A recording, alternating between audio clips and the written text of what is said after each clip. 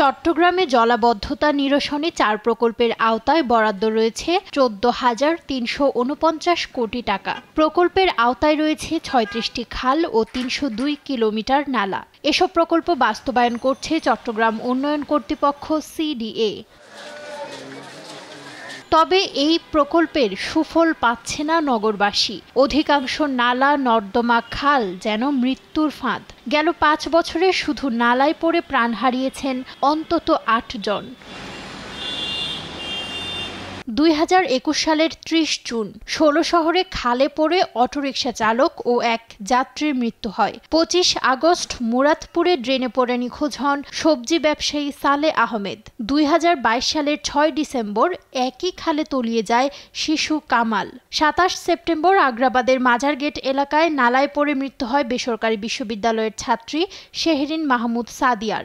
২০২৩ সালের ৭ আগস্ট চট্টগ্রামের পাহাড়তলীর ফতেপুরে নালায় পড়ে মারা যান কলেজ ছাত্রী নিপা পালিত। ২০২৪ সালে নগরীর আসাদগঞ্জে খালে পড়ে মারা গেছে আজিজুল হাকিম নরামে নামে এক কলেজ ছাত্র। এর মধ্যে দুজনের এখনও খোঁজ মেলেনি। সবশেষ শুক্রবার সন্ধ্যায় হালকা বৃষ্টিতে নালা নর্দমা আর সড়ক ডুবে একাকার হয়ে যাওয়ায় ব্যাটারি রিকশা নালায় পড়ে ভেসে যায় ৬ মাস বয়সী ছোট্ট শিশু। পরদিন উদ্ধার হয় তার নিথর মরদেহ। আমার বাসায় আসার সময় বাসায় আসতেছিল সিএনজি ঢুকতেছে না বলে রিকশা নিয়ে ঢুকার সময় গলির মুখে খালের পানি আর রাস্তা একাকার হয়ে গেছে। খালের যে বাউন্ডারিটা ছিল বাসটা খুলে দিয়েছে কেউ, সম্ভবত সিটি কর্পোরেশন। রিকশাওয়ালা বুঝতে পারে না খাল কোনটা রাস্তা কোনটা, সে পড়ে গেছে খালে।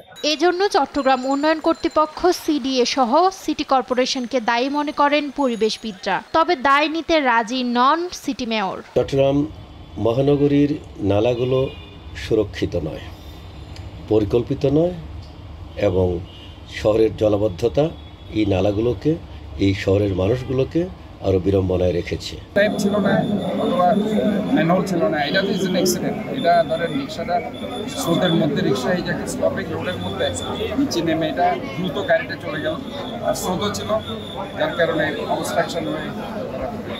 নালা নর্দমার নিরাপত্তা সহ নিরাপদ নগর গড়ে তোলার দাবি জানিয়েছে নাগরিক সমাজ। নিউজ ডেস্ক, দেশ টিভি।